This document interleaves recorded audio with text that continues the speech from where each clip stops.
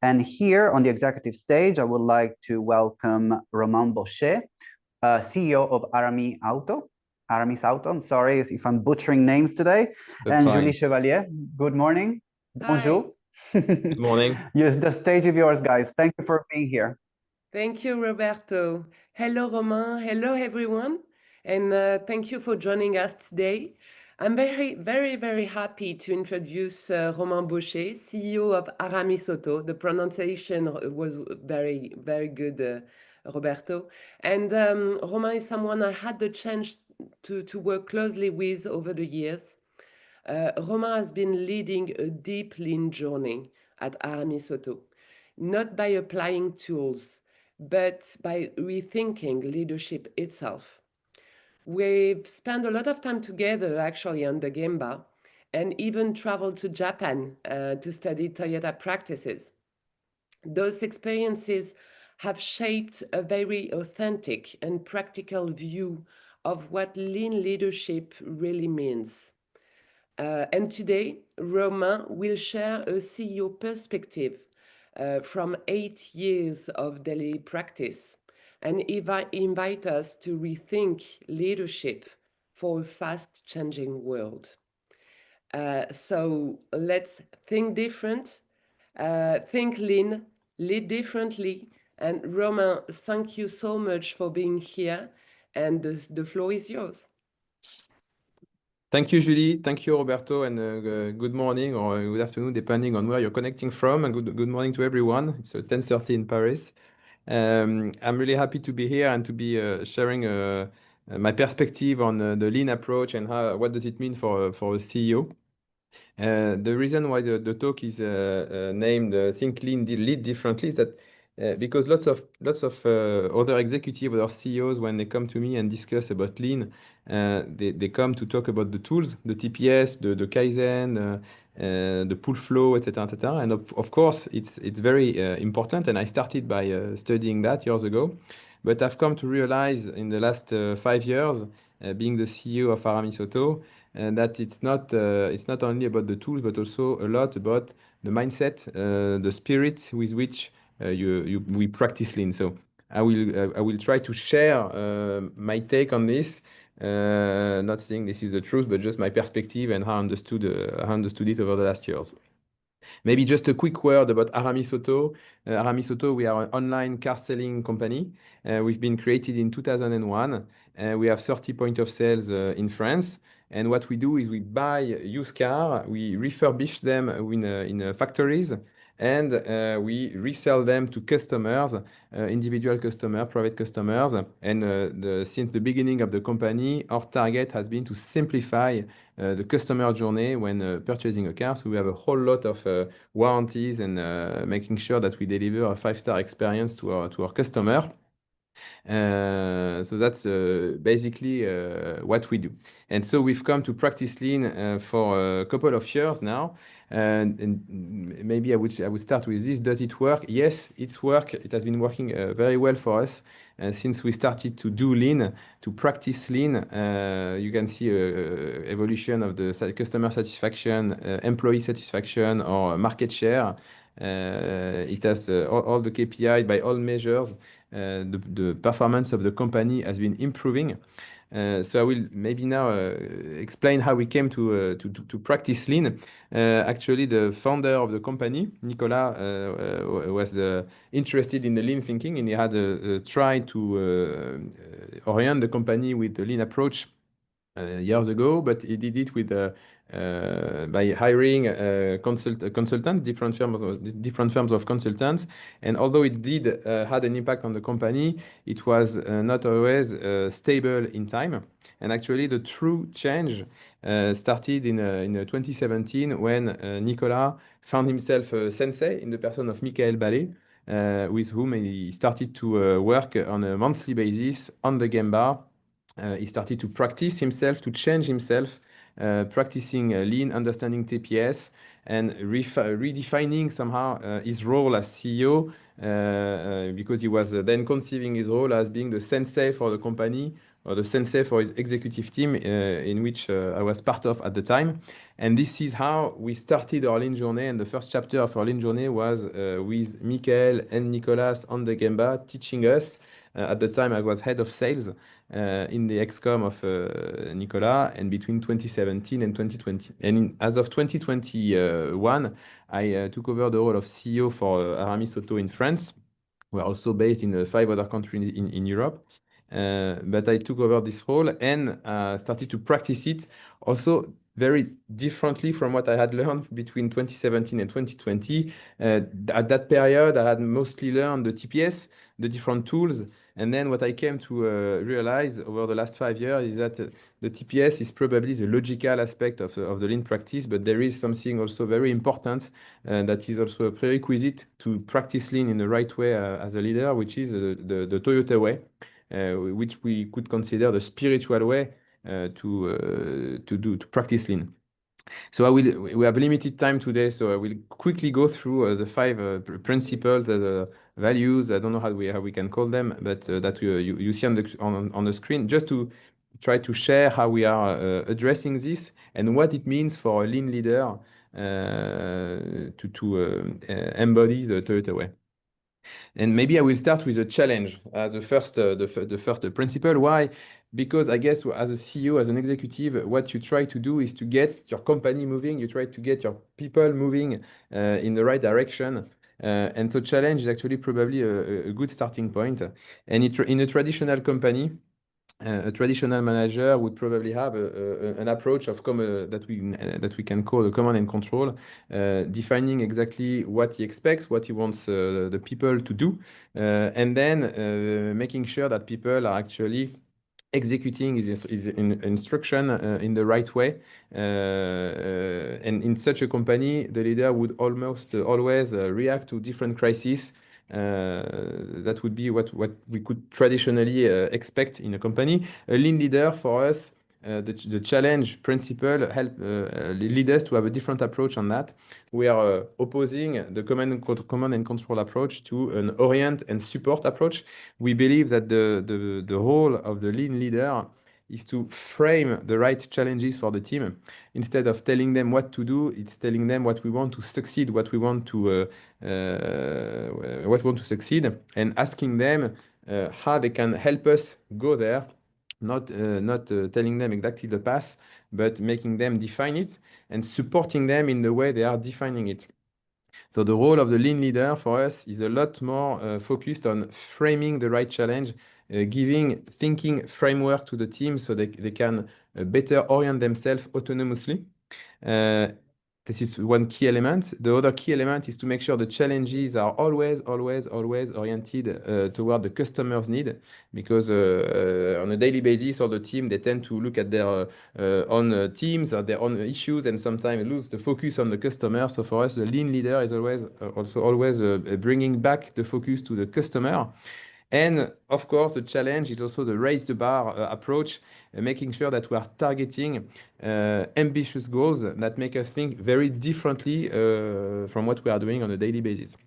So I will give a quick example each time, just to materialize what we do. Framework, so the lean framework or the framework we try to give to the team, they can be very different. They can be strategic framework, like you can see on the left part of the slide. We try to practice the Oshinkanri, and the synthesis we share to the team are key challenges with key targets and the different problems, the priority problems that we think we should work on. We have no idea how we are going to solve them. We have no idea what should be the countermeasure, the solution to be put in place by the team. We just know that these are the main roadblocks in our strategy and that we need the team to tackle them. So we share that and we discuss about that very often on the Gemba with the team to see how they can suggest what they can do about it. For us, it's very important because we believe that the more the team are clear, the clearer the team are on where we want to go, the more autonomous they are, the more things that they can suggest instead of waiting for their manager to tell them what to do and then applying it without really understanding what we're trying to achieve. Another strategic framework that we give is also the North Star that you can see here with the key KPI and key target we are targeting in the coming years. And we are insisting a lot about those frameworks. Instead of detailing out a strategic plan with each and every action, we are spending a lot of time on clarifying the framework, making sure people are understanding why we want to go there and why we want to succeed in those challenges, and then discussing how they can help. This is an example of a strategic framework, but we have also a very operational framework. I will give the example of two. On the right part of the slide, it was something we did during the lockdown in 2020. When there was a lockdown for the COVID period, of course, we needed to organize differently. Everything was different. It was, of course, a crisis as for everyone, but we needed to continue delivering our cars to our customers because some of them actually needed it to be able to operate during this period. And probably in a traditional company, and we've seen that in other companies that we know, they would have detailed out a plan. The management would have detailed out a plan on how to deliver the cars, the 30 point of sale to make sure we have things under control in this complicated period. The way we did it, instead of telling them what to do, we told them what we wanted to succeed. We wanted to be able to deliver our customer a safe experience, their car on time, and also making sure our employees or people stay safe in doing so. So we gave them this frame and we asked them to suggest how they could organize themselves in the 30 point of sale that we had at the time in France, knowing that we were absolutely not present in the different point of sales. Why we did that? Because we wanted the people to think, to use this opportunity to reflect on how they could do it. We were convinced that the local apprehension was different from one point of sale to the next. We were convinced that they had local configuration that was different also, and that a standard hyper solution would have been probably not relevant for many point of sale. So we gave them this frame. We worked actually, instead of working on the detailed plan, we worked on clarifying and explaining a clear thinking action frame, and then trusted our teams to do it in the best possible way, of course, asking them if we could support them in the meantime. I will give another interesting example just to highlight the fact that we always need to start from the customer. A few years ago, we said to the team, guys, we absolutely need to improve our Google rating because we are delivering a great experience, but we are not managing it actively enough to reflect that experience that we are delivering to our customer. And so we said to the teams, we need to achieve a 4.5 e-reputation rating. So that's a frame, that's a thinking frame that we give to the team, and then we go to the Gemba and we try to see how they understand it and what they are doing about it. And of course, we saw a lot of creativity from the teams about how to torture the customers to make sure they were giving us a 5-star rating. And they were actually begging the customer to give us a good rating because it was important for us, etc., etc., which was absolutely not what we wanted as an experience for our customers. But this was just the consequence of a bad framing. What we had done here was actually we framed this challenge in a bad way. So we took the time to reframe the challenge, and we reframed it as deliver a 5-star experience in the point of sales. And from that time, that we reframed the challenges, we saw very different things in the point of sale. We were not telling them more than before what to do, but we had changed the frame in which they could operate. And then within this frame, they were putting their energy not in asking for a good Google review, but in making sure they were offering for each and every customer who was passing through our doors a 5-star experience, an experience such that at the end the customer would be willing himself to actually tell other customer that Aramis Auto is actually a great place to buy a car from. We'll maybe move on next to the Kaizen mindset, the second pillar, second principle. Once you have set the challenge, now you need to do some improvement projects to reach the target that you have set to the team. And again, in the traditional company, probably if you want to do some Kaizen, you would assemble a dedicated team, or you would force the people to do the Kaizen for a few days, or this would probably be something that would happen. What we do in our company is very different. We try to develop, to enable, to build a very strong asset, which is mass problem-solving capability in the company. And so on a daily basis, what we try to do is to be on the Gemba, training all our people to be able to problem solve. We believe that every decision is seen, every action, every decision is seen as a problem-solving exercise. So if we are not able to frame it or explain why we want to do things in terms of problem-solving, we further discuss before we move on. We also believe that it's not just the managers who are able to solve. Of course, it's all the people all the time, as we say. Everyone can be involved in problem solving. And here again, training those people, you see a tremendous potential of everyone in their capacity to grow and to learn. We are also very comfortable that we'd rather invest more time upfront to make sure we have properly understood what we want to do and what the problem is before moving on. And this is something we push to the team, and also to practice PDCA, experiment. And this is the mindset and the approach that we have as a leader within the company. So how do we do this? We have, of course, many different ways to do that. This is just an example, recent board that I took the pictures of in different teams.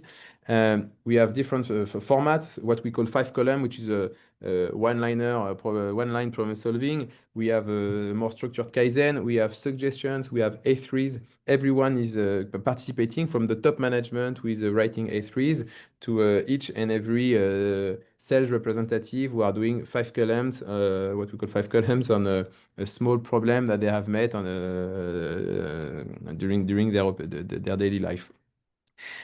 What we believe is that, and what we tell the people is that job equal work plus Kaizen is they are not just here to operate some work, they are here to participate in improving the work. And the Kaizen is not something you do when you have time, it's something that we make sure people have time to do every week, because this is the best way to develop our people and make sure that every time they will encounter a difficulty, an obstacle in their operations, they will be able to solve it by themselves because they have learned how to problem solve. We believe that in a company where people are not trained on that, it's always waiting for the manager, calling the manager to have some help, and asking the manager to solve the bigger problem. But when you train people all the time, everywhere, lots of people are able to learn problem solving, and you are creating a very strong asset. Which is also, of course, a key element to engage our people, make more sense to come to work every day, because you think you are really contributing into something bigger than just doing the work. Then how do we discuss all of this? Of course, Genshin Ebutsu, we go on the Gemba.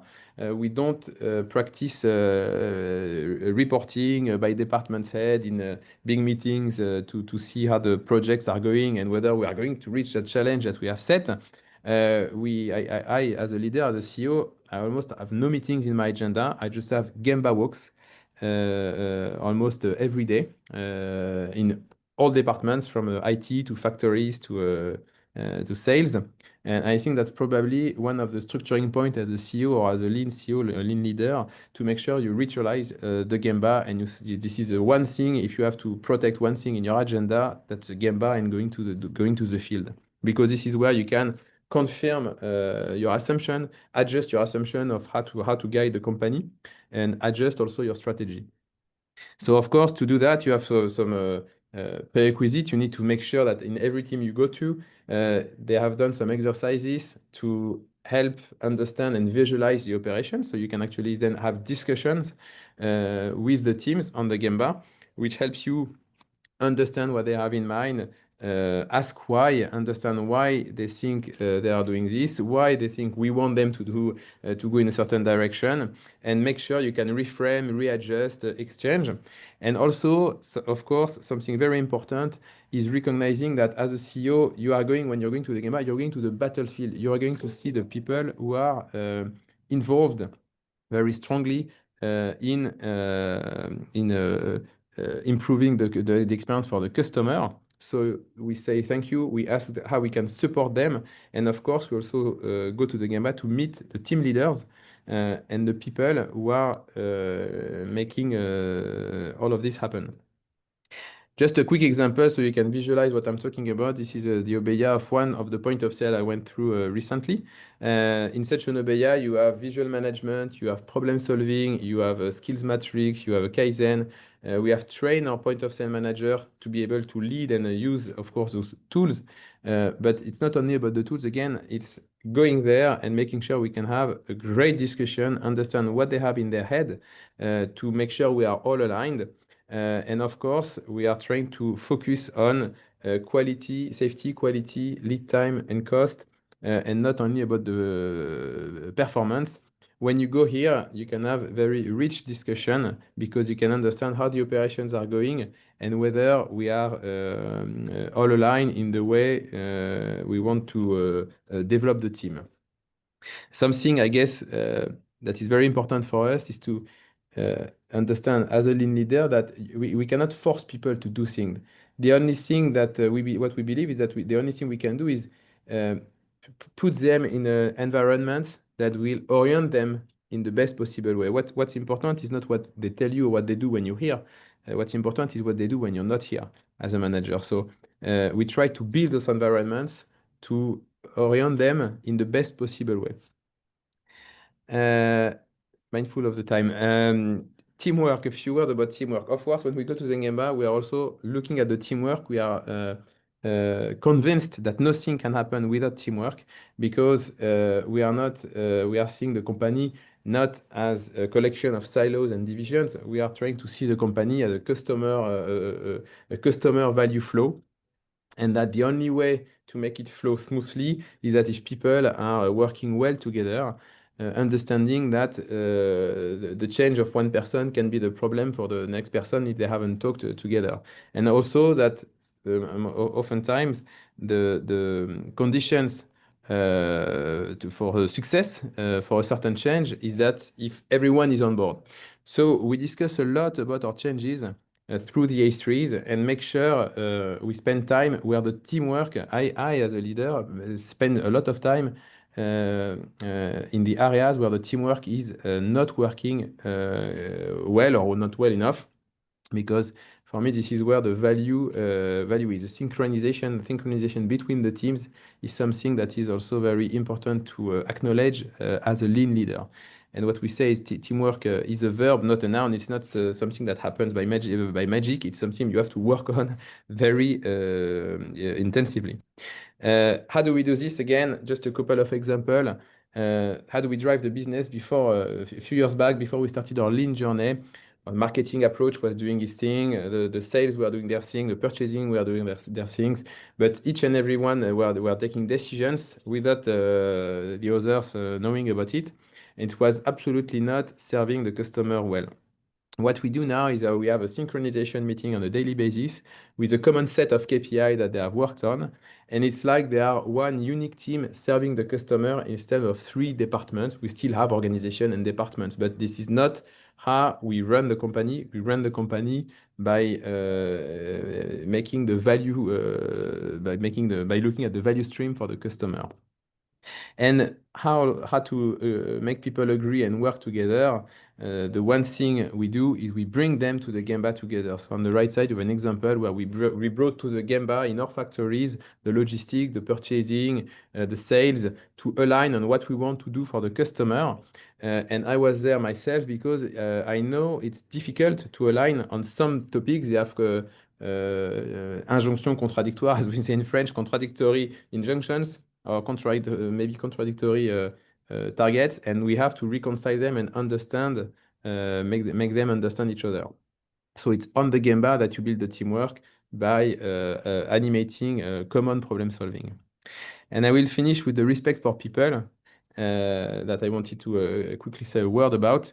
For us, the respect for people, of course, is making them, putting the people in the right conditions to make sure they can actually perform their job in the best possible way. But it's not being just polite and kind with the people. Of course, we are polite and kind with our people, caring, but it's also a way, respecting the people is also for us respecting their intelligence and their potential. So it also means for us being very demanding with our people in a nice and supportive way. But we are trying to make them work, make them learn, because we believe that there are no limit to the potential of a person.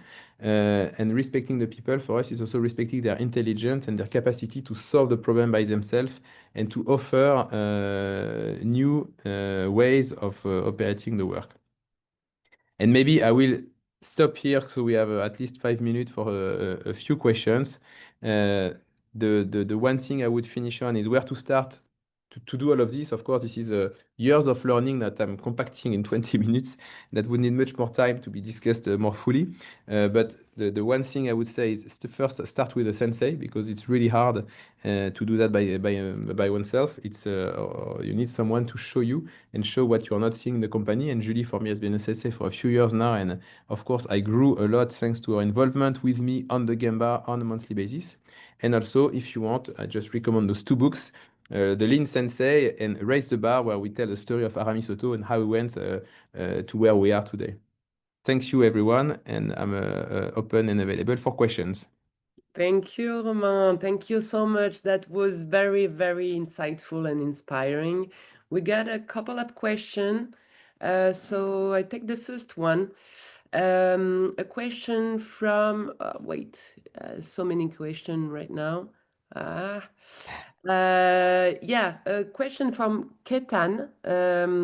Would you hire people who like to naturally work in teams, are good listeners, and etc.? Or do you, I guess the question is that those filter for hiring Yes, people? so it's a very good question. So something I did not say that the teamwork, the mistake we've made, although all of this is things that we have failed at doing first, and we have learned from it. But to ensure teamwork, it's not about hiring A players and then hoping that we'll work together. We want to do extraordinary things with ordinary people. The one thing we are looking for is teamwork and Kaizen. We are looking, when we are recruiting, for people who have a teamwork and Kaizen spirit. The rest we can teach them. The job, we have some mechanics who became HR and now are doing marketing. We are offering incredible trajectories to our people, because the one thing that matters to us is teamwork and Kaizen. And so we try to detect that, and it's not easy when we recruit people. Great, interesting. Maybe time for another question from Alan. Thank you for sharing the great work you are doing, Romain. How do you create the environment to prioritize all the opportunities being highlighted, and how do we create the environment to fit in the daily job? So I don't know if I'm 100% clear on the question, but what we try to do, first of all, you have to let go to let go, to learn how to let go, because people will do what they want to do.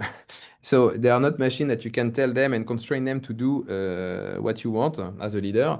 The one thing we try to determine is crystallizing the more important problems and making sure it's clear for everyone why it is a problem and why they should be concerned about it. But it's more about sense making for the people than forcing them into a specific challenge. So we have I think it's over maybe. No. You have 50 seconds. Sorry. Left. And I think what we do is we build our Oshin based on what we observe from the Gemba. We Yep. share it with the team, but the Oshin is something that we discuss with the team. We don't finalize the Gemba, us leadership team. We collect, we adjust, we prioritize a little bit of the thing. And then once we have done that, we share the draft Oshin to the teams. They comment about it. We include them to make sure they are part of building what we want to do next year. which of course help us understand what's not clear, what does not make sense, so they will be more engaged in problem solving those priorities. Very interesting. Thank you for answering. Thank you for the Thank you, guys. question, and thank you, Romain. Thank you very much. Thank you. Thank you all. Thank you very much, guys. It was wonderful. Merci beaucoup. Au revoir. Merci.